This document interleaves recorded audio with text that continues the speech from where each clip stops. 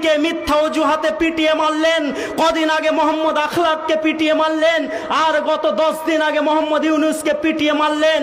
এই রকম 3-5 লোককে মারতে হবে না, পার্লামেন্টে আইন তৈরি করুন আর বলে দিন যে গরুটাকে জাতীয় পশু ঘোষণা করে দেওয়া হলো, আমরা আর গোমাংস খাবো না, ইনশাল্লাহ খাবো খাবো না। কিন্তু তিনি তো গোমাংসকে বন্ধ করতে পারবেন না। কেন পারবেন না? গরুকে জাতীয় পশু তিনি ঘোষণা করতে পারবেন না।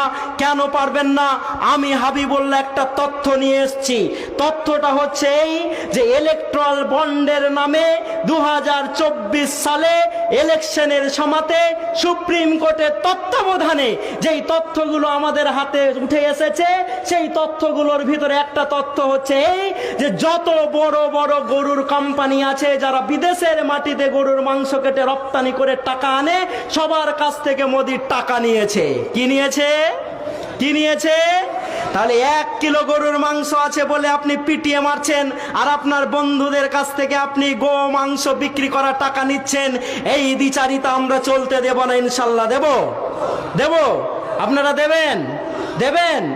আমি 4টা বড় বড় গরুর নাম, কোম্পানির নাম বলছি আর মালিকের নাম বলছি, আপনারা শুধু একটু ফতোয়া দিয়ে দেবেন। মাওলানারা তো এখন নাকি বেশি ফতোয়া দিচ্ছে। আস্তে আস্তে আমার একজন বড় মাওলানার সঙ্গে কথা হচ্ছিল, উনি আমাকে বলছেন যে হাবিবুল্লাহ সাহেব আপনি তো জেনারেল শিক্ষিত লোক, আমাকে বলছেন। আমি বললাম আপনি আমার বায়োডাটা জানেন, আমি জেনারেল শিক্ষিত লোক? বলে না জানি না। আমি বললাম আমি আরবিকে MA পড়াম ক্যালকাটা ইউনিভার্সিটি, আমি কলেজে পড়াই, আমার প্রিয় সাবজেক্টই হচ্ছে আরবিক। বলে না এই তথ্য তো আমার জানা ছিল না। তো বললো আপনাকে দেখে তো এরকম মনে হয় না। কেন? আমার দাড়ি ছোট তাই? দাড়ি হয় না তো আমি কি করব? পাথর বেঁধে ঝুলিয়ে রাখবো? হ্যাঁ, তো কি কথাটি বলছিলাম, তথ্য আপনাকে আমি দিয়ে যাচ্ছি, ফতুয়া আপনাকে দিতে হবে। আজকে আমরা ফতুয়া দিই না, ফতুয়া দিয়ে সমাজকে ভেঙেছি। আরে মাযহাব ছাড়ো, উম্মত বেঁধে থাকো, এটাই আপনাদেরকে আমি আহ্বান জানাতে এসেছি। কারণ জাকির নায়কের এত বড় ক্ষতি হতো না যদি আজকে কোনো একটা সম্প্রদায় জাকির নায়কের বিরুদ্ধে না উস্কাতো। গাছ বড় কঠিন দুঃখ নিয়ে কুড়ালকে বলছে, বন্ধু তুমি তো লোহা থেকে তৈরি, আমি তো কাঠের, আমি তো গাছ, আমি পাখির বাসা দিই, ফল দিই, অক্সিজেন দিই, তুমি আমাকে কাটো কেন তুমি আমাকে হত্যা করছো, তুমি আমার ডালপালাকে নষ্ট করে দিচ্ছ। তখন কুড়াল বলেছিল, বন্ধু তুমি আমার দিকে একবার তাকিয়ে দেখো, আমার পিছনে একটা ফুটো আছে, আর ওই ফুটোতে তোমারই স্বজাতির একটা ডাল ঢোকানো আছে, ওটা দিয়ে যখন আমাকে প্রেসার দেয় তখন আমি তোমাকে কাটি, তার আগে আমি কাটতে পারি? আপনাদেরকে বলতে এসেছি উম্মত হয়ে থাকুন। বড় দুঃখ হয় রে, যে বলেছে লা ইলাহা ইল্লাল্লাহ মুহাম্মাদুর রাসূলুল্লাহ, যে বলেছে আমানতু বিল্লাহি ওয়া মালাইকাতিহি ওয়া কুতুবিহি ওয়া রাসূলিহি, বলো সে হচ্ছে আমার ভাই, আমাদের অত আর কিছু দেখার নাই। আছে বাকি প্রশ্ন আল্লাহ কিয়ামতে বুঝে দেবেন কি করবেন না করবেন, আমরা অত ঝামেলা করতে যাব না। যদি মুনাফিকের সর্দারকে নিয়ে বিশ্বনবী মুহাম্মদ রাসূলুল্লাহ সাল্লাল্লাহু আলাইহি সাল্লাম মদিনার মাটিতে সংসার করতে পারেন, তো যারা এইখানে হাত বাঁধেন তাদেরকে নিয়ে আমরা সংসার করতে পারি না? পারি। তাই বন্ধু আপনাকে সজাগ করতে এসেছি, ফতোয়া বেশি দিবেন না। আমি আমার টাইমকে খুব তাড়াতাড়ি দিচ্ছি, কিন্তু এখন একটা ফতোয়া দিবেন। ফতোয়াটা হচ্ছে এই যে আমি যখন গরুর কোম্পানির নাম বলবো আর তার মালিকের নাম বলবো, তখন আপনারা শুধু মালিকটার ব্যাপারে বলবেন যে ওটা মুসলিম না অমুসলিম, বলতে পারবেন? হিন্দু খ্রিস্টান জৈন এটা বলার দরকার নেই, খালি আমি মালিকের নাম বলবো আর আপনারা বলে দিবেন মুসলিম না অমুসলিম। যাদের কাছ থেকে মোদি গভর্নমেন্ট টাকা নিয়েছে, ওই সব বড় বড় গরুর কোম্পানি যারা ভারতের মাটিতে গরু জবাই করে আর বিদেশের মাটিতে রপ্তানি করে টাকা আনে, 1 নম্বর নাম হচ্ছে আল কাবির এক্সপোর্ট প্রাইভেট লিমিটেড, তার মালিকের নাম হচ্ছে মিস্টার সাতিশ। মুসলিম না অমুসলিম? ফতোয়া দেন না একটু। সাতিশ মুসলমানদের নাম হয়, তাহলে কি অমুসলিম। আরাবিয়ান এক্সপোর্ট প্রাইভেট লিমিটেড, তার মালিকের নাম হচ্ছে মিস্টার সুনীল কাপুর। মুসলিম না অমুসলিম? MKR frozen food export private limited, তার মালিকের নাম হচ্ছে ম্যাদান অ্যাবট। মুসলিম না অমুসলিম? PML ইন্ডাস্ট্রিজ প্রাইভেট লিমিটেড, তার মালিকের নাম হচ্ছে মিস্টার AS বিন্দ্রা। মুসলিম না অমুসলিম? অমুসলিম। তাহলে 4টা বড় গরুর কোম্পানির নাম বললাম, আলহামদুলিল্লাহ একজনও তাদের ভিতরে মুসলমান নয়। নারে তাকবীর। আমরা আমাদের সম্মানীয় সরকারকে বলতে চাই, মিথ্যা গরু থাকার অজুহাতে সাব্বিরকে মারতে হবে না, আখলাককে মারতে হবে না। যদি দম থাকে তাহলে ন্যাংরা গভর্নমেন্ট পার্লামেন্টে বিল পাস করে গরুকে জাতীয় পশু ঘোষণা করে দিক। আপনারা যে কেউ প্রশ্ন করছেন না ন্যাংরা গভর্নমেন্ট কেন বললাম? হ্যাঁ, ন্যাংরা গভর্নমেন্ট কেন বললাম বলছেন না? যে আমি কদিন আগে বলছিলাম more than 500 people have been lost their life in Manipur. মণিপুরে 500-র উপরে লোক তাদের জীবন হারিয়ে দিয়েছে। আর সেখান থেকে আমাদের বিহারের নীতিশ বাবুর 5 জন এমএলএ সমর্থন তুলে নিয়েছে। মণিপুরে রাষ্ট্রপতি শাসন হয়েছে, শুনেছেন? শুনেছেন? আমি এই জন্য এনডিএ গভর্নমেন্টকে ন্যাংরা গভর্নমেন্ট বলি। যদি বিহারের নীতিশ কুমার আর ওইদিকে চন্দ্রবাবু নাইডু সাপোর্টটা তুলে নেই তো এই সরকারটাই ঠুস করে পড়ে যাবে, তাই আমি ন্যাংরা গভর্নমেন্ট বলি। যারা বলেছিল আবকে বার 400 পার, তাদেরকে আল্লাহ ন্যাংরা গভর্নমেন্টে পরিণত করেছে। নারে তাকবীর। তো মুসলমানদের ঘাবড়ানোর আছে? আছে। এই যে স্টেজগুলো আমরা পার হয়ে এসেছি, ভাইরা আমার, বন্ধুরা আমার, আর একটা ইম্পর্টেন্ট কথা আপনাদেরকে আমি শুনিয়ে যেতে চাই।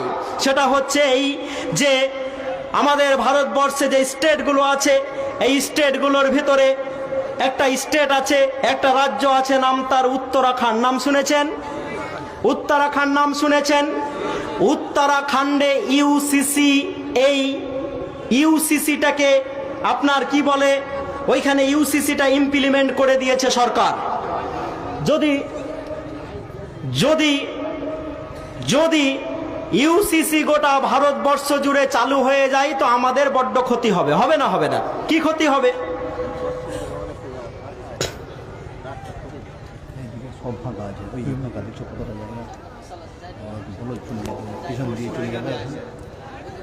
বন্ধু একটু পিছন দিয়ে যে ওইদিকে বসেন না, আসলে লোক অনেক বেশি গেছে। এটিকে বাদ দিয়ে দেন না, বাড়ি পাঠিয়ে দেন, অসুবিধা আছে? ডিস্টার্ব হচ্ছে, তাই এটিকে বাড়ি পাঠিয়ে দেন না। 2025 সালের 19শে ফেব্রুয়ারি যদি বলতে হয় তুমি বসো, এমনি শেষ হয়ে যাবো আমরা। হ্যাঁ, হাতে যদি চিনি নিয়ে দেয় বলি তুমি মিষ্টি হও, ওটা চিনির সম্মান বাড়ানো হয় না, ওটা চিনির সঙ্গে বেয়াদবি করা হয়। হাতে যদি আমি নিম নিয়ে আর বলি নিম তুমি তিতা হও, আরে নিমের গুণই তো হচ্ছে তিতা হওয়া। একটু বসুন না বন্ধু, বসুন, একটু বসুন, না হলে ওইদিকে যান, অনেক জায়গা আছে। কেন? আর যদি দাঁড়িয়ে থাকে অসুবিধা আছে? রাস্তাটা ক্লিয়ার করে দাঁড়িয়ে থাকুন, অসুবিধা নেই। অত আর যেতে বলতে পারবো না, কারণ আমার টাইম নষ্ট হচ্ছে। আপনাকে আমি 2 মিনিট বলছি, তো এটা আমার শুধু 2 মিনিট গেল না, আপনাদেরও গেল। যাই নাই? মেয়েদের অসুবিধা কিসের? মেয়েরাও বসতে পারছে না? আল্লাহু আকবার। দেখেন, মেয়েদের অসুবিধা করা যাবে না। একটু ভাই, একটু সামনাসামনি করে বসে যান, বসে যান। মেয়েদের অসুবিধা হলে আমরা এটাকে কনসিডার করতে পারবো না। মেয়েদেরকে রাস্তা দিতে হবে। আল্লাহ রসুল রাস্তাতে দাঁড়াতে নিষেধ করতেন। সাহাবী বলছেন আমাদের যে জায়গা নাই, ভিতরে যে একটু কথা বলি, তো আল্লাহ রসুল বললেন তাহলে রাস্তার হক আদায় করো। রাস্তার কি করো? হক আদায় করো। চেহারা নত রাখবে, কেউ এলে তাকে সালাম দেবে, কেউ এলে তাকে সালাম দেবে। তো 2 মিনিট তো আমার লস হচ্ছে না, সবার লস হয়ে যাচ্ছে। ট্রেন ধরার জন্য পাকুড়ে একজন দাঁড়িয়ে আছে, 12টাতে টাইম, 12টাতেই ট্রেনটা চলে এসছে। তো যেই লোকটা প্যাসেঞ্জার, সে খুশি হয়ে বলছে আরে মোদি কিছু করুক আর না করুক, ট্রেনটা তো রাইট টাইমে চালিয়েছে। পাশেই স্টেশন মাস্টার দাঁড়িয়েছিল, কইছে অত খুশি হওয়ার কিছু নেই, গত ক্যালকাটা 24 ঘন্টা লেট করে আজকে এসছে এই টাইমে। আচ্ছা বলুন তো, যারা ট্রেনে ছিল তাদের পুরো জীবন থেকে 24 ঘন্টা আউট হয়ে যায়নি? শেষ হয়ে যায়নি? শুধু একজনের গেছে? সবার চলে গেছে। তো আমি যদি এখন 3 মিনিট আপনাকে বসি বলি, তাহলে তো সবার জীবন থেকে 3 মিনিট আমি নিয়ে নিলাম না। বহুত ইম্পর্টেন্ট কথা আপনাকে বলছি আমি। ইউসিসি করে মুসলমানদের কাছ থেকে আমাদের যে পার্সোনাল ল আছে, মুসলিম পার্সোনাল ল, এই আইনটাকে কেড়ে নিতে চাইছে। এই আইনটাকে যদি কেড়ে নেওয়া হয় তাহলে আমাদের বড্ড ক্ষতি হবে। কি ক্ষতি হবে? এই আইনের মাধ্যম দিয়ে সংবিধান আমাদেরকে অধিকার দিয়েছে যে আমরা যখন মারা যাব, মারা যাওয়ার পর আমাদের সম্পত্তির কিভাবে ভাগ হবে এটা শরীয়ত হিসাবে হয়, তাই তো? আচ্ছা, শরীয়ত হিসাবে যখন ভাগ হয় তো একজন পিতা ছাড়েন ছাড়েন, আওয়াজ করিয়েন না, যে যেমন আছে থাকতে দেন তো, নাহলে আমি ছেড়ে পালিয়ে যাবো। আমার বড্ড ডিস্টার্ব হচ্ছে, আমার বড্ড ডিস্টার্ব হচ্ছে। এরপরে যদি আমাকে এই ব্যাপারে কথা বলতে হয়, আমি আসসালামু আলাইকুম বলে পালিয়ে যাব। কারণ আপনাকে আমি ইম্পর্টেন্ট জিনিস দেখাতে এসেছি, এবং এগুলো দেখাতে যে আমি হাবিবুল্লাহ কত বড় রিক্সে পড়ি আপনি জানেন না। বক্তৃতার মঞ্চ থেকে নামার সাথে সাথে আমাকে ডিআইবির মোকাবিলা করতে হয়, আইবির সাথে বসতে হয়, ইন্টেলিজেন্স বিভাগ আমাকে কোশ্চিন করে। আপনাকে আমি মনের দুঃখের কথা বলতে এসেছি। আল্লাহ আমার খাওয়া পড়ার কোনো অভাব রাখেনি, শেয়ার ভালো করেই জানে। আপনার এখানে যেখানে আমি বক্তৃতা করতে এসেছি, কত লক্ষ টাকা দামের গাড়িতে চেপে এসেছি, গাড়িটা দেখলে আপনি বুঝতে পারবেন আল্লাহ আমাকে কত ভালো রেখেছে। তারপরেও কেন বলতে এসেছি, কারণ কেউ যদি গেরুয়া পোশাক পরে ভারতের মাটিতে ঘৃণা ছড়াতে পারে, আমি হাবিবুল্লাহ সাদা পোশাক পরে আপনাদের ভিতরে ভালোবাসা ছড়াতে পারি নাই। এই জন্য আপনাদেরকে বলতে এসেছি, আমি বড্ড দুঃখের কথা বলতে এসেছি, যাতে আপনাদের মনে থাকে, তাই আপনাদেরকে দিয়ে আমি কথা বলিয়ে নিচ্ছি।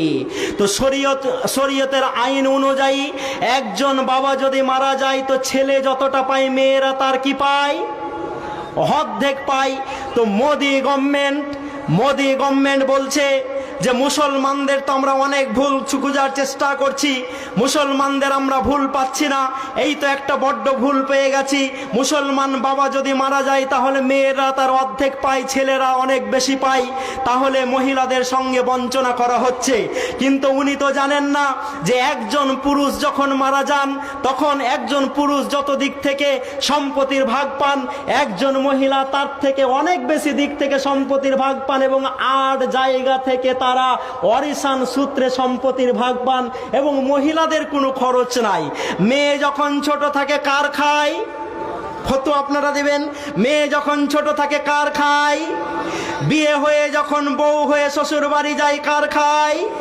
আচ্ছা, স্বামী যখন মারা হয়ে বৃদ্ধা হয়ে যায় তখন কার খায়? ছেলের খায়। মেয়েদের কোনো খরচ আছে? নাই। তো মোদি বলল যে মুসলমানদের তো আমরা তালাক খুঁজতে শুরু করলাম, মুসলমানরা হোয়াটসঅ্যাপে তালাক দেয়, ফেসবুকে তালাক দেয়, টিকটকে তালাক দেয়, তাহলে ওরা এত বেশি তালাক দিয়েছে যে তালাকে মুসলমানদের পরিবেশটা ভরে গেছে। সার্ভে করো হে মুসলমান যারা শুনছো, ট্রেনের ওপরে তাবিজ বিক্রি করলে পাড়া মেখালে যেমন তাবিজটা চকচকে হয়ে যায়, আমি হাবিবুল্লাহ সাহস দিয়ে যাচ্ছি, ইমানটাকে মজবুত করে নাও, চকচকে করে নাও। সার্ভে যখন করা হয়েছে, এই ভারতের মাটিতে সব থেকে কারা কম তালাক দিয়েছে সার্ভে করো, কারা সব থেকে বেশি তালাক দিয়েছে সার্ভে করো। সার্ভে করতে করতে যেই জাতিটা ভারতের মাটিতে সব থেকে কম তালাক দিয়েছে তারা মুসলমান। নারে তাকবীর। বললে এরা তো সম্পত্তির ভাগ মেয়েদেরকে কম দেই, সার্ভে করো তো কার কাছে টাকা সব থেকে বেশি আছে, কোন জাতির মহিলাদের কাছে সব থেকে বেশি টাকা আছে। সার্ভে যখন করা হয়েছে দেখা গেছে যেই জাতির মহিলাদের কাছে সব থেকে বেশি টাকা হচ্ছে তারা হচ্ছে মুসলমান। নারে তাকবীর। আমাদের যত ভুল খুঁজবেন তত আমাদের সম্মান ওপরে উঠবে নাই। কারণ আমরা তো দুধ খাওয়া পার্টি, আমরা তো ওইটা খাওয়া পার্টি না, আমরা হচ্ছি ভিশনারি জাতি। আর আমাদেরকে লাকাদ কানা লাকুম ফি রাসূলিল্লাহি উসওয়াতুন হাসানা, অলরেডি আমাদেরকে শিখিয়ে দিয়ে দেওয়া হয়েছে, আমাদের কাছে মাল রেডি আছে, নতুন করে আর শিখতে হবে না। মানে একটা লোক কুমড়োর গাছের দিকে দেখেছে, দেখার পর বলছে এই কুমড়োর গাছ এত বড় ফল, বাহানে রাখতে হয়, না হয় মাটিতে রাখতে হয়, না হয় চালা দিতে হয়। আর হাঁটতে হাঁটতে খানিক পর বটের গাছের গিয়ে দাঁড়িয়েছে, বলল এত বড় বট গাছের এত ছোট্ট ফল, তো এটা তো আল্লাহর ভুল। কুমড়ো গাছ যেই দাঁড়াতে পারে না তার এত বড় ফল, আর বট গাছ এত বড় তার হচ্ছে এত ছোট ফল, এটা আল্লাহর ভুল। ওই বলে একটু তন্দ্রা এসছে, ঘুমিয়েছে বট গাছের তলেই, ওপর থেকে একটা বট ফল তার নাকের ওপরে পড়েছে, লাফিয়ে উঠে বলেছে আল্লাহ ভুল তোর ছিল না, ভুল আমারই ছিল, গাছ অনুযায়ী যদি ফলটা হতো তা আমি এখনই মাটির সাথে মিশে যেতাম। বুঝতে পারলেন না? তো যারা আমাদেরকে তালাক শিখাচ্ছেন তালাকেও আপনারা ফেল, যারা আমাদেরকে বিবাহ বিচ্ছেদ শিখাচ্ছেন, তালাককে কি বলে যে শরীয়তের দৃষ্টিতে আমাদের সম্পত্তির ভাগ শিখাচ্ছেন, তাতেও আপনারা ফেল। তো আমরা তো আলহামদুলিল্লাহ অনেক ওপরেই আছি। এবার কি হবে? উনি বলেছেন গোটা ভারতবর্ষ জুড়ে আমরা ইউসিসি ইমপ্লিমেন্ট করব। ইউসিসি মানে কি? এসিসি জানেন তো? সিমেন্ট এসিসি জানেন তো? মুসলমানরা এটা জানবে। মুসলমানদেরকে চক্রান্ত করে মিস্ত্রি তৈরি করা হয়েছে। আলহামদুলিল্লাহ মিস্ত্রি তৈরি হয়ে থাকবেন, অসুবিধা নাই, কিন্তু ইমানটাকে বাঁচাবেন। কি বাঁচাবেন? কি বাঁচাবেন? কি বাঁচাবেন? ইমানটাকে বাঁচাবেন এবং আল্লাহকে খুশি করে যাতে আল্লাহর কাছে জান্নাতটা পেয়ে নি, যেটার আমরা প্রতিশ্রুতিবদ্ধ আল্লাহর সঙ্গে, ইন্নাল্লাহ আশতারা মিনাল মুমিনিনা আনফুসাহুম ওয়া আমওয়ালাহুম বিআন্না লাহুমুল জান্নাহ। জান্নাতের বিনিময়ে আমাদের জানার মালকে কে কিনে নিয়েছেন? কে কিনে নিয়েছেন? আল্লাহ কিনে নিয়েছেন। তো জান্নাত আমরা কে কে যেতে চাই? বাপরে, ফিরির আছে জি। হ্যাঁ, ওমা লাকুম লাতুকাতিলুনা। আপনি বলছেন আল্লাহ গাজাতে তো ছোট্ট ছেলেগুলোকে মারা হয়, তুমি কেন কিছু করো না? গাজাতে তো দাদি কাঁদে আর বলে এইনাল আরব, আরবের লোকেরা কোথায় যারা সকাল বেলাতে দুম্বা খাও, দুপুর বেলাতে উট খাও, রাত্রি বেলাতে ছাগল খাও? দেখো আমরা গাজাতে আমাদের হাত নেই, আমাদের পা নেই, আমাদের 6 বছরের আব্দুল্লাহকে গুলি করে মারা হয়েছে। দেখো আমরা মাংসগুলোকে নিয়ে যখন হসপিটালে গিয়েছি, ভেবেছি একটু ওষুধ পাবো, একটু খাবার পাবো, সেই সময়তে উপর থেকে আবার কেউ বোমা ফেলেছে। আরবের লোকেরা কোথায়? তখন হয়তো আপনি বলেছেন, আমি বলেছি, আল্লাহ তুমি কি দেখতে পাও না? আল্লাহ তো আগেই বলে রেখেছে যারা এই কথা বলো, তোমরা কি দেখতে পাও না যারা জান্নাত যেতে চাও আর এই দিকে খেয়াল করো না? ওমা লাকুম লাতুকাতিলুনা, তোমাদের কি হয়ে গেছে যে তোমরা যুদ্ধ করছো না? আওয়াজ তুলতে হবে না? হবে না? তো মুসলমানদেরকে পিছিয়ে রাখা হয়েছে, এদের মনে থাকবে এসিসি সিমেন্ট, মনে থাকবে। এটাকে তুলে দেন ইউসিসি, ইউনিফর্ম সিভিল কোড, মনে থাকবে ইউনিফর্ম সিভিল কোড। এটা যদি চলে আসে তাহলে কি হবে? মুসলমানরা তাদের শরীয়ত অনুযায়ী যেই মাদ্রাসা মক্তবগুলো চালায় এটা চালাতে পারবে না। মুসলমানরা যে বিয়ে শাদী করে শরীয়ত মোতাবিক এটা করতে পারবে না। মুসলমানরা যেভাবে তালাক দেয় সেভাবে তালাক দিতে পারবে না। মুসলমানরা যে হারে উত্তর সূত্রে সম্পত্তির ভাগাভাগি করে এটা করতে পারবে না। তাহলে আপনারা এইটা নিয়ে এসে আমাদেরকে দবিয়ে দিব ভাবছেন, এবং এটা অলরেডি উত্তরাখণ্ডে চলে এসছে। কোথায় এসছে? উত্তরাখণ্ডে এসছে, এবং আসার পর প্রথম মুসলিম শরিয়া আইনটাকে বন্ধ করা হয়েছে। আমি হাতে একটা কাগজ নিয়ে এসেছি, সভাপতি সাহেব এই কাগজটা দেখতে পাচ্ছেন। একটা ছোট বাচ্চা, একজন মহিলা কোলে নিয়ে আছেন, পিছনে 5টা তরতাজা যুবক দাঁড়িয়ে আছে। স্যার দেখতে পাচ্ছেন? আপনি একটু দাঁড়ান না স্যার, মানে এটা অনুরোধ করছি। ইনি আমার স্যার, জানেন, আমার স্যার। আর একজন আছেন, স্যার একটু দাঁড়ান। আমাকে পিঠে মেরে ধরে ওনারা আমাকে মানুষ করেছেন। আলহামদুলিল্লাহ, আল্লাহ যাতে এইসব লোকগুলোকে জান্নাতবাসী করেন, বলেন আমিন। আমি ইনাদের ঋণ শোধ করতে পারবো না। স্যার আজকে আমাকে বলছিলেন আমার বাড়ি এসো, আমি এত ব্যস্ততার ফলেও আমার নিয়ম হচ্ছে আমি ডাইরেক্ট গাড়ি থেকে স্টেজে আসি, স্টেজ থেকে নেমে আবার গাড়িতে বসে চলে যাই। এত ব্যস্ততা, কারণ যারা জালসা করে শুধু রাত্রে করে, আমাকে দিনে করতে হয়, দুপুরে করতে হয়, বিকালে করতে হয়, রাত্রেও করতে হয়। কিন্তু স্যার ডেকেছেন বলে আমি এসেছি। ইনি হচ্ছেন আমার স্যার, যিনি আমাকে নিজে হাতে গড়েছেন। তো স্যারকে দেখালাম, মানে স্যার সার্টিফিকেট দিচ্ছেন, মানে আপনারা মানবেন, সভাপতি সাহেব বলেছেন। একজন মহিলা কোলে একটা বাচ্চা নিয়ে আছেন, পিছনে 5 জন যুবক দাঁড়িয়ে আছেন। একই বাপের ওরস জাত 5 ভাই একই সঙ্গে একজন মহিলাকে বিয়ে করেছেন। একজন মহিলাকে একই বাবার ওরস জাত 5 ভাই বিয়ে করেছেন। বিয়ে করার পরে একটা বাচ্চা হয়েছে। এই বাচ্চাটা কার বড় ভাই বলতে পারবে? এরা ভাষা কম বুঝছে নাকি? আচ্ছা, এই বাচ্চাটা কার মেজো ভাই বলতে পারবে? এই বাচ্চাটা কার সেজো ভাই বলতে পারবে? এই বাচ্চাটা কার ছোট ভাই বলতে পারবে?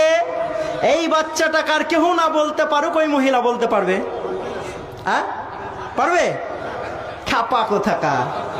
মানে 3 মাসে বিয়ে করে নিয়ে এসছে, তো খুবই খুশি, যে লাফেছে, খুব মিষ্টি খাওয়াইছে লোককে। দাদু বলছে কিসের মিষ্টি হে?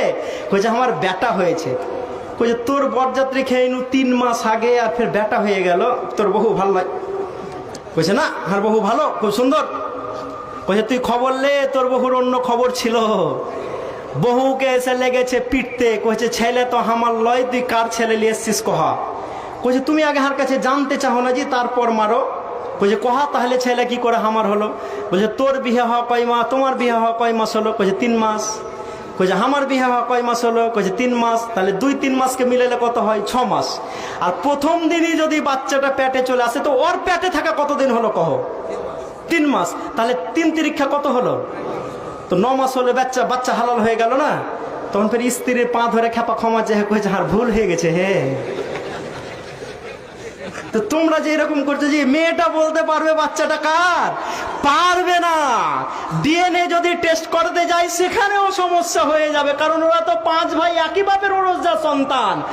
তো আমি বলতে চাইছি এই জালসা থেকে একজন দাঁড়িয়ে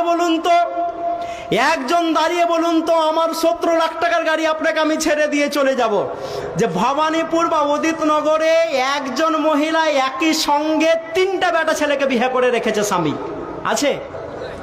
আচ্ছা, তাহলে 2টা মনে হয় অপশন দিলে পেরে নেবে।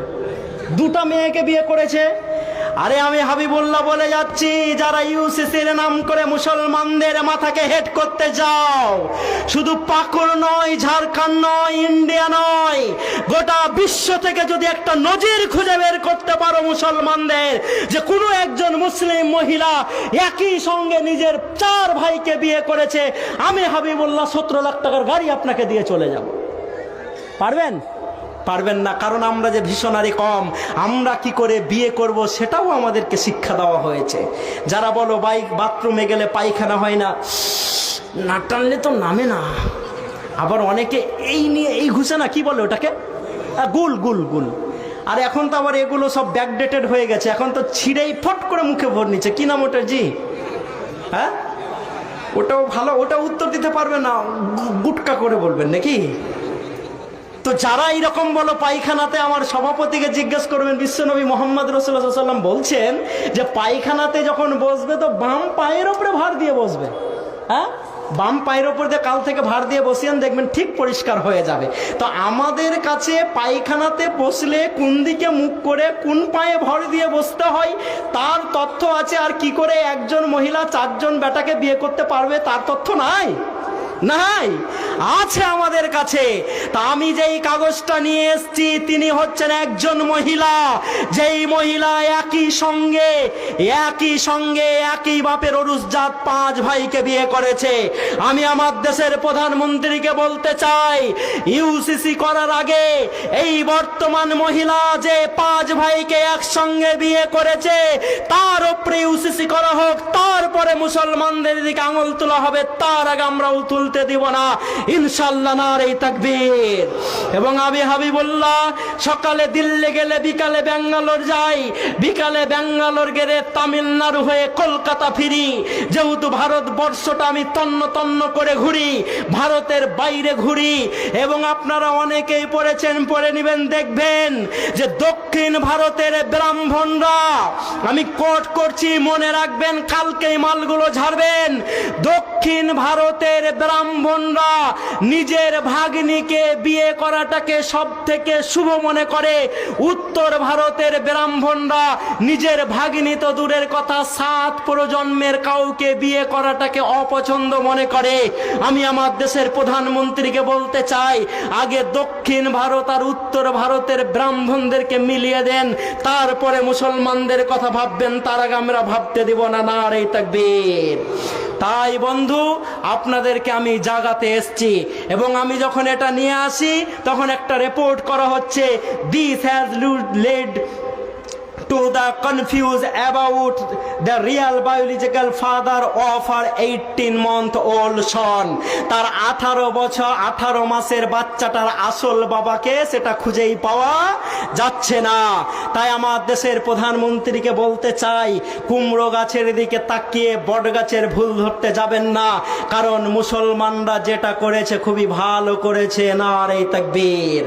আমি আল্লামা ফজলুল হক খায়রাবাদী আমাকে যারা দেশভক্তির কথা বলতে চাও তাদেরকে আমরা বলতে চাই, আমি আল্লামা ফজলুল হক খাইরাবাদী। আমাকে ধরে নিয়ে যখন তোমরা সেলুলার জেলে বন্দি করেছো, আমি বলেছিলাম আমাকে একটু পানি খেতে দাও। ইংরেজরা তোমরা আমাকে পানি খেতে দাওনি, আমার সামনে গরম পানির পাত্র রেখেছো। আমি বলেছিলাম 5 মিনিট যদি ওয়েট করা হয় পানিটা আমি খেতে পারবো, 10 মিনিট যদি ওয়েট করা হয় পানিটা আমি খেতে পারবো। কিন্তু ইংরেজ সরকার এবং তার জেলাররা পানিটা ঠান্ডা হতে দেয়নি। আমি বলেছিলাম খিদাতে আমার পেটটা জ্বলে যাচ্ছে, আমাকে রুটি খেতে দাও। তোমরা বালির তৈরি রুটি তৈরি করে আমাকে খেতে দিতে, আর বারবার বলতে, ওরে আল্লামা ফজলুল হক খাইরাবাদী একটা মুচলেখা লিখে দিয়ে বলে দাও ভারতের তথ্য তুমি আমাদের কাছে পাচার করবে, তোমাকে সসম্মানে আমরা ভারতে ফিরিয়ে দেব।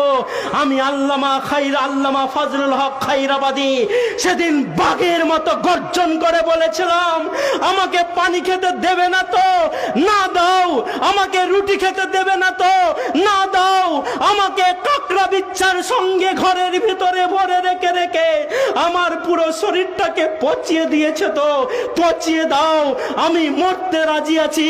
কিন্তু যেই দেশকে আমি ভালোবাসি সেই দেশের সঙ্গে আমি বিশ্বাসঘাতকতা করতে পারি না। নারে তাকবীর! এত পরিশ্রম করে আমরা এদেশের মাটিকে স্বাধীন করেছি, নতুন করে এদেশের রক্ত আমরা বন্যা বইতে দিব না, ইনশাআল্লাহ দেব। আর আপনারা তো মুচলেখা দিয়ে জেল থেকে মুক্ত হয়ে এসেছেন, এবং আমি হাবিবুল্লাহ আজকে তথ্য আপনাদের সামনে দিয়ে যাচ্ছি। মানুষের দাঁত কটা? আমাদের মুর্শিদাবাদে কিন্তু 32টা। আপনার দিকে কটা? হ্যাঁ, কটা? তাহলে এইটাও এতক্ষণ পরে বলবেন জি। মানুষের দাঁত কটা? 32টা। আমি 32টা লোকের নাম নিয়ে এসেছি যারা ভারতের মাটি থেকে টাকা চুরি করে পালিয়েছে। আমার দেশের প্রধানমন্ত্রীকে বলতে চাই, একটা মুসলমানের নাম দেখিয়ে দাও, আর যদি থাকে বেটাকে ধরে আনো। আমরা বলছি, আর দিল্লির রাজ দরবারে শুট করে দাও, গুলি করে দাও। ভারতবর্ষের 40 কোটি মুসলমান সাপোর্ট করবে ইনশাআল্লাহ। তাহলে আমি নাম কটা শোনাবো, আপনারা ফতোয়া দিবেন। ভারত থেকে 9000 কোটি টাকা নিয়ে পালিয়েছেন জনাব মাওলানা বিজয় মালিয়া। হ্যাঁ, আলহামদুলিল্লাহ, শ্রোতা অ্যাক্টিভ হয়েছে, মানে প্রতিবাদ করেছে বিজয় মালিয়া মাওলানা। হ্যাঁ, আলহামদুলিল্লাহ। আপনাদেরকে তো এটাই আমি বুঝাতে চাইছিলাম এতক্ষণ, প্রতিবাদ হয়েছে, আলহামদুলিল্লাহ। তাহলে আল্লামা মেহুল চোকসি নিয়ে পালিয়েছে অনেক টাকা। হাফিজ কারি মুফতি ললিত মোদি নিয়ে পালিয়েছে 7000 কোটি টাকা। আলহামদুলিল্লাহ, একজন মুসলমান নয়।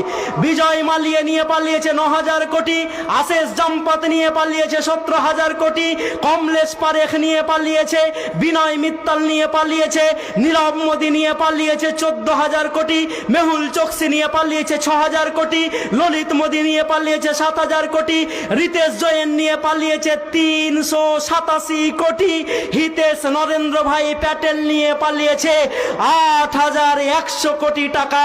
এদের ভিতরে একজন মুসলমান নয়। নারে তাকবীর!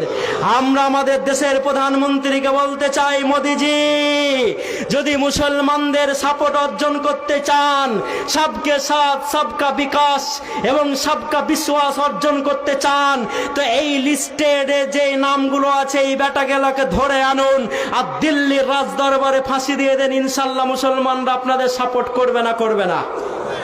আমি তো করব। আপনারা করবেন? করব। তা আপনি তো এগুলো বন্ধু পারবেন না, কারণ আপনার যে 56 ইঞ্চি কা जो सीना है वो बेलून है, हवा निकल गया है। যখন এখানে বাবরি ভাঙা হয় তখন আমার দেশের প্রধানমন্ত্রীকে নিয়ে যেয়ে ইউনাইটেড আরব আমিরাটসে মন্দিরের উদ্বোধন করা হয়। এটাই হচ্ছে ইসলাম। নারে তাকবীর! এটাই ইসলাম। কারণ কোন ধর্মীয় স্থানকে আমরা ভাঙার পক্ষে নয়। যে যেটা করে সে সেটা করুক, সম্মানের সহিত করুক, আমরা এটা তখনও বলেছি এবং এখনো বলে আসছি, আমাদের নামে একটা মিথ্যা তহমাত লেগে আছে। আমি আমার আর সময়ের 6 মিনিটে দাঁড়িয়ে আছি, এই তথ্যটা আপনাদেরকে দিয়ে যেতে চাইছি। আচ্ছা, এই তথ্যগুলো আপনারা শুনতে চান না? চান না? শুনতে হবে না? হবে না? হবে। কারণ আজকে আমাদেরকে কোণঠাসা করা হচ্ছে, আমাদেরকে আজকে খারাপ নজরে দেখা হচ্ছে। অথচ মুসলমানদের যে ইতিহাস, অনেক গৌরব উজ্জ্বল ইতিহাস মুসলমানদের। আচ্ছা, মহিলারা নাই? মহিলারা আছে? মহিলাদের জন্য তো একটাও আমার কথা বলা হলো না। ইন্নালিল্লাহ, আমি ভুলেই গেছি। মা বোন যারা আছেন, এবং আমি যখন ওইখান থেকে স্যারের বাড়ি হেঁটে যাচ্ছিলাম তখন দেখছিলাম মহিলাদের জন্য 2টা প্যান্ডেল করা হয়েছে। 10 মিনিট কেন বাড়াবেন? না, বাড়াতে হবে না। ও আচ্ছা আচ্ছা আচ্ছা, সভাপতি সাহেব বললে আমি শুনতাম না, যেহেতু আমার স্যার বলেছেন আমাকে শুনতেই হবে। তো আমি যখন ওইখান দিয়ে যাচ্ছিলাম দেখলাম মহিলাদের জন্য 2টো প্যান্ডেল করা হয়েছে। এই তথ্যটা শুনে যান, কাজে লাগবে আপনার। তো আলহামদুলিল্লাহ, খুব খুশি হলাম দেখে। কেন খুশি হলাম? যে লেডিস ফার্স্ট, তাই তো। কিন্তু কি জানেন, জালসাতে আমরা মেয়েদেরকে এমন করে ঢেকে দিচ্ছি যে মেয়েরা কিছু দেখতেই পায় না, বক্তাদেরকেও দেখতে পায় না। ঢাকার কথা ছিল রাস্তাতে, যেখানে গুতাগুতি হবে, মারামারি হবে, ঠেলাঠেলি হবে, ওইখানে না ঢেকে এইখানে ঢেকে দিলাম আমরা। মানে 80 বছরের দাদিকে বোরখা, হাতে গ্লাভস, মুখে পর্দা দিয়ে পুরো ভূত করে দিয়েছি। আমি ছোটর জন্য ভূত বলছি না, 80 বছরের জন্য ভূত বলছি। আর 21 বছরের পতিনকে টাইট জিন্সের প্যান্ট পরিয়ে রাস্তাতে ঠেলে দিয়েছি। মানে পদ্মার যে কি উদ্দেশ্য এটাই বুঝতে পারিনি। 80 বছরের দাদির দিকে কেউ দেখবে? যদি দেখে তাহলে অন্য সেন্সে দেখবে। দাদির কোমর বেঁকে গেছে, একটু হাতটা ধরে সাপোর্ট করে দাও। দাদি দাঁড়িয়ে থাকতে পারে না, চ্যাপটা ছেড়ে একটু বসতে দাও। আর 21 বছরের পতিনকে যখন দেখবে তখন অন্য সেন্সে দেখবে। আলী রাদিয়াল্লাহু তাআলা আনহু বলছেন যে মহিলাদেরকে পুরুষরা যেই চোখে দেখে, মহিলারা যদি বসতো তাহলে কাপড় দিয়ে নয়, সীসার প্রাচীর দিয়ে নিজেকে তারা বোরখা পরিয়ে মানে ঢেকে নিত, কভারিং করে নিত। তো ভাইরা আমার, আমাদেরকে এই তথ্যগুলো জানতে হবে। তা আমি কিছু মন্দিরের ছবি তুলে নিয়ে এসেছি। কিসের ছবি তুলে নিয়ে এসেছি? কিসের? মন্দির। মুসলমানরা ভারতকে শাসন করেছে পাট পাট করে 1000 বছর। কতদিন বললাম? 1000 বছর। এবং এককভাবে 700 বছর। কতদিন? 700 বছর। বলুন, 1757 খ্রিস্টাব্দের পর ইংরেজদের হাতে ভারতের ক্ষমতা ছিল 190 বছর, তাই তো? কত বললাম? 190 বছর। আর এখন স্বাধীনতা আমাদের 1947-এ আমরা অর্জন করেছি, আর এটা কত চলছে? 78 বছর নাকি? তা আমি 80 ধরে নিলাম, 2 বছর আপনাদের বুঝার জন্য ধরে নিয়েছি। তাহলে 190 আর 80-তে কত? 270। তো 270 বাদ দিলেই তো মুসলমানদের শাসন পড়ে যায়। বুঝতে পারলেন না? 270 বাদ দিলে মুসলমানদের শাসন পড়ে না। তো যারা মুসলমানদের ব্যাপারে বলো যে মুসলমানরা হিন্দু ভাইদের মন্দির ভেঙে ভেঙে মসজিদ তৈরি করেছে, তাদের জন্য আমি একটা তথ্য নিয়ে এসেছি। মা বোনেরা যেহেতু আজকে শুনছেন, মা বোনদের ব্যাপারে আমার একটাও কথা খরচ করা হয়নি। মায়েদের ব্যাপারে শুধু আমি বলবো, বিশ্বনবী মুহাম্মদ রাসূলুল্লাহ সাল্লাল্লাহু আলাইহি সাল্লাম যখন মা খাদিজাকে বলছেন, হে খাদিজা, হে খাদিজা, আমি একটা গর্তে গিয়েছিলাম, যাওয়ার পর কেউ এসে আমাকে বলল, ইকরা, তুমি পড়ো। আমি বললাম আমি পড়তে জানি না। সে আমাকে দেবে দেবে ধরলো, আর এখন আমার বড্ড ভয় করছে, আমাকে জ্বর আসছে, আমাকে ভয় লাগছে, আমাকে চাদর দিয়ে ঢেকে দাও। মা খাদিজা রসুলকে চাদর দিয়ে ঢেকে দিলেন। মহিলাদের জন্যই কয়েকটা বাক্য বলছি। আমার বোন, আপনাদের জন্য কেন বলছি? কারণ একজন নবী যিনি 950 বছর ইসলামের দাওয়াত দিয়েছেন, নাম তার নূহ আলাইহিস সালাম। নাম তার কি? নূহ আলাইহিস সালাম। কতদিন ইসলামের দাওয়াত দিয়েছেন? 950 বছর। 950 বছর ইসলামের দাওয়াত দেওয়ার পর ইসলাম কবুল করেছে মাত্র 80 জন। কতজন? 80 জন। কেন জানেন? কারণ নূহ আলাইহিস সালাম যখন বাইরে যেয়ে বলতো যে তোমরা ইসলামের দিকে আসো, লোকেরা বলতো যে আপনাকে তো আপনার স্ত্রী মানেন না, আপনাকে তো আপনার ছেলেরা মানেন না, তো কেন আপনার উপরে আমরা ঈমান আনবো? অপর দিকে যখন খাদিজাকে বলা হলো, খাদিজাই প্রথম বললেন হে মুহাম্মদ রাসূলুল্লাহ সাল্লাল্লাহু আলাইহি সাল্লাম, আপনাকে আমি নবী হিসাবে মেনে নিলাম। তাই বিদায় হজ্জে যখন বিশ্বনবী মুহাম্মদ রাসূলুল্লাহ সাল্লাল্লাহু আলাইহি সাল্লাম ভাষণ দিচ্ছেন, তখন তার সামনে ইসলামের ফলোয়ার সাহাবীরা হচ্ছে 1,25,000। কত বললাম? কত বললাম? নূহ আলাইহিস সালাম দাওয়াত দিয়েছেন কত বছর? 950 বছর। আর বিশ্বনবী মুহাম্মদ রাসূলুল্লাহ সাল্লাল্লাহু আলাইহি সাল্লাম দাওয়াত দিয়েছেন মাত্র 23 বছর। কেন? কারণ তার স্ত্রী তার উপরে ঈমান নিয়ে এসেছে। তা আমি আমার মা বোনদেরকে বলতে চাই, মা আপনারা খাদিজার জীবনীগুলোকে পড়বেন, উম্মে আম্মারার জীবনীটাকে পড়বেন, ওই মাজার মুওয়াজের জীবনীটাকে পড়ে নেবেন, খানসাকে পড়ে নেবেন। আজকে ভারত থেকে এনআরসি এনপিআর করে যখন আমাদেরকে ডিটেনশন ক্যাম্পে ভরার জন্য সরকার মহোদয় 10টা স্টেটে ডিটেনশন ক্যাম্প তৈরি করে, আমাদেরকে এনপিআর এর নাম করে যখন ফাঁসানোর চেষ্টা করে, তখন আপনাকে বেশি বেশি করে আপনাকে খানসার ইতিহাস পড়তে হবে। কারণ সকাল বেলাতে যুদ্ধ শুরু হবে, রাত্রি বেলাতে 4টা বাচ্চাকে নিয়ে খানসা বসেছেন, বসার পর বলেন, ওরে বেটা কালকে সকালে যুদ্ধ শুরু হবে, তোমরা আল্লাহর পক্ষ থেকে ঝাঁপিয়ে পড়বে। সকালে যখন যুদ্ধ হলো 4টা বাচ্চা আল্লাহর পক্ষ থেকে ঝাঁপিয়ে পড়েন। মা খানসা যখন যুদ্ধের ময়দানে যায়, যেতে যেতে যেতে একজন বলে, খানসা তুমি কোথায় যাও? তোমার বড় ছেলে শহীদ হয়েছে। মা খানসা বলেছে আলহামদুলিল্লাহ। আর একটু যখন এগিয়ে যাই, খানসা তুমি কোথায় যাও? বলে তোমার মেজ ছেলে শহীদ হয়েছে। খানসা বলেছে আলহামদুলিল্লাহ। আমার বোন যারা আমার বক্তৃতা শুনছেন তাদেরকে আমি বলতে চাই, বোন রোহিত ভেমুলার মায়ের চোখের পানি আমি ভুলতে পারিনি হাবিবুল্লাহ। কারণ ওটা হিন্দু না মুসলমান। কোরআন আমাকে এটা জিজ্ঞেস করতে বলেনি, বরঞ্চ কোরআন বলেছে মান কাতালা নাফসান বেগাইরে নাফসিন আও ফাসাদা ফিল আরজ। ওটা হিন্দু না মুসলিম, জৈন না খ্রিস্টান, কে মারা গেছে কোরআন আমাকে জিজ্ঞেস করতে বলেনি। কোরআন বলেছে মানুষ মরেছে, ফাসাদ সৃষ্টি হয়েছে, তো ঘোষণা দিয়ে বলে দাও তাম পৃথিবীর মানুষকে মেরে দেওয়া হয়েছে। রোহিত ভেমুলার মা ছোট জাতি, তার ছেলে পিএইচডি ডিগ্রি করার জন্য যখন বিশ্ববিদ্যালয়ে যায়, তখন তাকে আত্মহত্যা করতে বাধ্য করা হয়। যখন নাজিবকে জওহরলাল নেহরু ইউনিভার্সিটি থেকে তুলে এনে গায়েব করে দেওয়া হয়, কোভিড-19 সময়তে স্বামী আর স্ত্রী একই সঙ্গে হাঁটতে লেগেছে, কয়শো কিলোমিটার হাঁটার পর স্বামী লাশ হয়ে গেছে।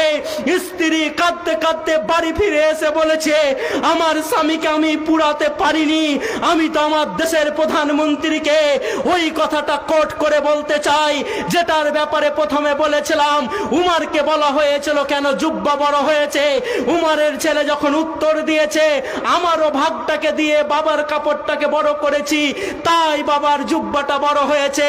মোদি গভর্নমেন্টকে বলতে চাই, 8,000 কোটি টাকার প্লেন আর 20,000 কোটি টাকার ভিস্তা আর প্রতিদিন কোটি কোটি টাকা খরচ করে জনগণের ট্যাক্সের টাকাতে যখন আপনি ঘুরছেন, তখন রোহিত ভেমুলার মাকে আপনি কৈফিয়ত দিতে বাধ্য বাধ্য বাধ্য যে তার ছেলেকে কেন মারা হয়েছে।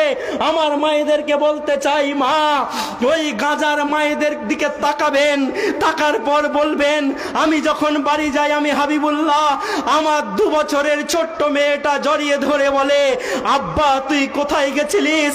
6 বছরের বেটা জড়িয়ে ধরে বলে, আব্বা তোমাকে দিনও দেখতে পাই না, রাত্রেও দেখতে পাই না। যার 6 বছরের বাচ্চা আছে, 10 বছরের বাচ্চা আছে, 2 বছরের বাচ্চা আছে, ক্যান ইউ ইমাজিন? আপনি কল্পনার জগতে যাবেন, আর যাওয়ার পর বলবেন, এখনই যেই বাচ্চাটাকে আমি চোখে লাগালাম, চুমু খেলাম, এই বাচ্চাটাকে যদি কেউ গুলি করে মেরে দেই তো আমাকে কেমন লাগতে পারে? আমি তো মা, আমি তো মা। ওরে মুরগির কাছ থেকে বাচ্চা যদি কাটতে আসে, মুরগি চিলের কাছে উড়ে যায়।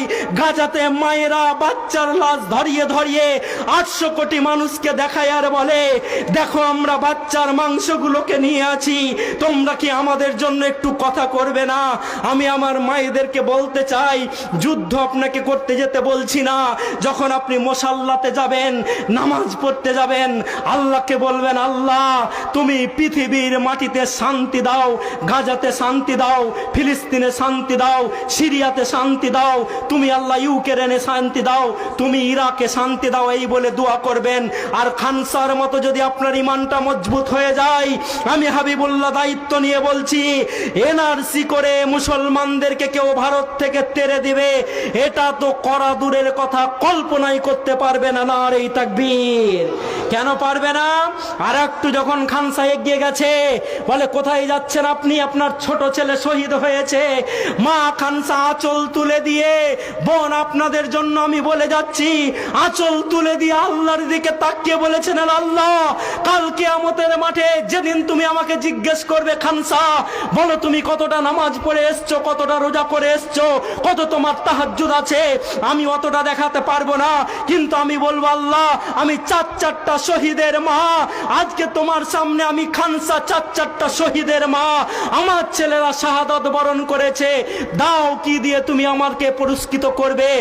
আজকে যদি হরিয়ানার জুনাইদের মায়ের এই রকম ইমানটা মজবুত হয়ে যায়, তাহলে আমাদেরকে ভারত থেকে কেউ তাড়াতে পারে?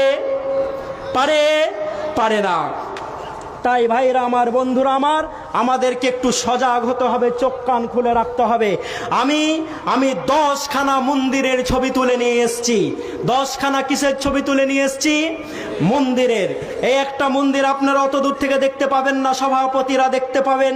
এই একটা মন্দির যার বয়স হচ্ছে 700 বছর, এই একটা মন্দির যার বয়স হচ্ছে 1100 বছর, এই একটা মন্দির যার বয়স হচ্ছে 1300 বছর, এই একটা মন্দির যার বয়স হচ্ছে 1500 বছর, এই একটা মন্দির যার বয়স হচ্ছে 2200 বছর। বলুন, মুসলমানরা যদি ভারতের মাটিতে মন্দির ভেঙে ভেঙে মসজিদ তৈরি করত, ভারতের মাটিতে 700 বছরের পুরনো কোনো মন্দির থাকতো? ভারতের মাটিতে 1100 বছরের কোনো পুরনো মন্দির থাকতো? ভারতের মাটিতে 2200 বছরের কোনো পুরনো মন্দির থাকতো? থাকতো না। তার মানে আমাদের ওপরে যে মিথ্যা তহমাত আপনারা দেন, এগুলো সব হচ্ছে ভিত্তিহীন মিথ্যা। তাই আপনাদেরকে বলতে চাই, যারা ক্ষমতায় আছেন, যেহেতু এই চারটাকে আমরা সম্মান করি, আমরা যেহেতু মুসলমান, এটা আমাদের দায়িত্ব দেশে শান্তি স্থাপন করা। কেউ যদি ভুল করে, তার ভুলটা তার চোখে আঙুল দিয়ে দেখিয়ে দেওয়া, হ্যাঁ কি না?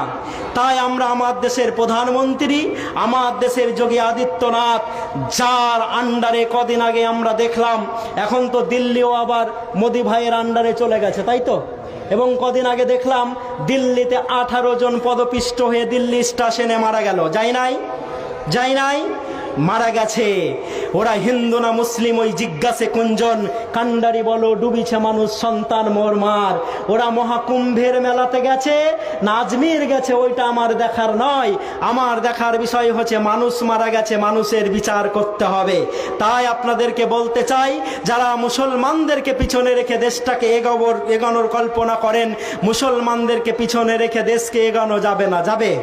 মুসলমানরা আলহামদুলিল্লাহ দেশের সঙ্গে বেঈমানি করেনি, করে নাই। আমার কাছে অনেক তথ্য আছে, আমি দেখিয়ে দিব যে আমাদের দেশের মেন তথ্যগুলো যারা পাকিস্তানকে পাচার করেছে, একজনও মুসলমান নয়। নারে তাকবীর। আল্লাহু আকবার বলবেন না? নারে তাকবীর। এবং আমার মাওলানারা যাদেরকে ওয়াকাফ অ্যামেন্ডমেন্ট বিল এনে মাদ্রাসা থেকে বঞ্চিত করতে চাইছো, তাদের ব্যাপারে ইতিহাস পড়ে দেখো। 1757 থেকে 1857 100 বছর, এবং 1857 থেকে 1947 সালে 15 আগস্ট পর্যন্ত এই রকম মাওলানারা কোনোদিন ঠিক মতো চোখ ভরে ঘুমাতে পায়নি। যদি মাওলানারা ঘুমাতো, তো ভারতে ইংরেজরা 190 বছর থাকতো না, 1000 বছর থেকে যেত। আমার মাওলানারা বলেছিল, নামাজ রোজা করা যেমন ফরজ, ইংরেজদের বিরুদ্ধে যুদ্ধে নামাও ফরজ।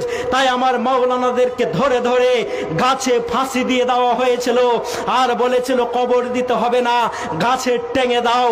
কারণ তারা দেখুক আর শিক্ষা গ্রহণ করুক যে মাওলানাদেরকে আমরা গাছে টেঙে দিয়েছি, কাক দিয়ে খাইয়ে দিয়েছি, শকুন দিয়ে খাইয়ে দিয়েছি, পিঁপড়ে দিয়ে খাইয়ে দিয়েছি।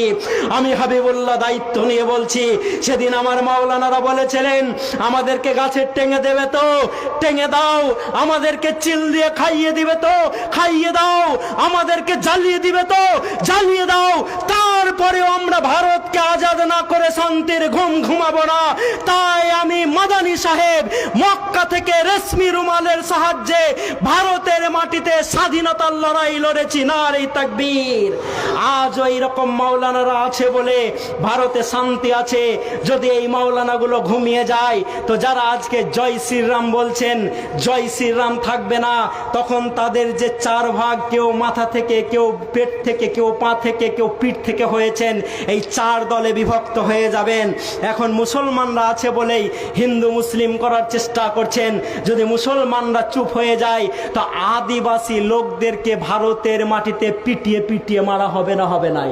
কদিন আগে তামিলনাড়ুতে একটা দলিত ছেলের কয়েকজন উচ্চবঙ্গের ছেলে শুধু অন্যায়ের প্রতিবাদ করার জন্য হাত দুটো কেটে নিয়েছে, দেখেন নাই? বলে তোমাদের হাত রাখার অধিকার নেই। এখানকার মুখ্যমন্ত্রী, মানে এখানকার বলতে ভারতের একজন মুখ্যমন্ত্রী বলেছেন দলিত মহিলাদেরকে শারীরিকভাবে শোষণ করা যেতেই পারে। পথের দাবিতে আমরা পড়েছিলাম একজন ছোট জাতির মহিলা একজন বড় ব্রাহ্মণকে বলছে ভাত খাবে, মোর রাধা ভাত। মানে কথাটা হচ্ছে এই যে আমার শরীর তো ভোগ করো, অসুবিধা নেই, ভাতটা খাবে কি? আমার ছোট হাত দিয়ে রান্না করেছি। তা আমি বলতে চাই এই ছোট জাতি যাদেরকে আমি টিপু সুলতান বলেছিলাম ব্লাউজ পরো, কারণ তুমি যখন ছোট জাতির মহিলা রাস্তা দিয়ে হেঁটে যাও, ওপরটা যখন খোলা হয় তখন ব্রাহ্মণরা বসে বসে দেখে। আমি টিপু সুলতান তোমাদেরকে ব্লাউজ পরার অনুমতি দিয়েছিলাম। তাই মুসলমানরা আছে বলে ভারতের মাটিতে শান্তি আছে। তাই আমরা যখন এই ভারতকে শাসন করেছি তখন ভারতের জিডিপি হচ্ছে 30। আজকে মোদি যখন এই ভারতকে শাসন করছে জিডিপি প্রেসারের মতো নামতে নামতে টিং টিং টিং টিং করতে করতে চেড়ে এসে ঠেকে গেছে। আমরা যখন শাসন করছি 30, ওর বালাতে 4। তাই আমরা বলতে চাই আল্লাহ রাব্বুল আলামিন তুমি এই ভারতের মাটিতে শান্তি দাও, বলেন আমিন। আমার হাজী সাহেবরা মক্কাতে যেয়ে যদি গেলাপ ধরে একটু দোয়া করার সুযোগ পায়, আল্লাহকে বলে আল্লাহ 14র পর ভারতের মাটি বারুদের উপরে দাঁড়িয়ে আছে, ভারতে শান্তি দাও। কেউ বলে না আল্লাহ আমি এখানে হজ করতে এসেছি, আমার এখানেই মরণ নিয়ে নাও। এত আমরা ভারতকে ভালোবাসি। সুতরাং যারা নতুন করে আমাদের কাছ থেকে দেশকে ভালোবাসার সার্টিফিকেট চাইছেন তাদেরকে আমরা সার্টিফিকেট দেখাবো না। আল্লাহ আমাদেরকে কবুল করুক। আসসালামু আলাইকুম ওয়া রাহমাতুল্লাহি ওয়া বারাকাতুহু। আচ্ছা 1 মিনিট খালি আমার নিজের জন্য নিচ্ছি, ভুলে গেছিলাম। আমি এই বছর একটা স্কুল তৈরি করেছি, আল ফুরকান একাডেমি। 1000 ক্যাপাসিটি, ছেলে এবং মেয়ে। যদি ছেলে মেয়েরা পড়ে আরবি ইংলিশ এতেও লেকচার দিতে পারবে ইনশাল্লাহ। এবং মৌলবি মাওলানা তৈরি হতে পারবে না, কিন্তু ইঞ্জিনিয়ার ডাক্তার প্রফেসর যদি তৈরি হয় তো ইমানদার হবে ইনশাল্লাহ। তো কারো যদি বাড়িতে ভালো ব্রিলিয়ান্ট বাচ্চা কাচ্চা থাকে আমাদের সাথে যোগাযোগ করতে পারেন। আসসালামু আলাইকুম ওয়া রাহমাতুল্লাহ।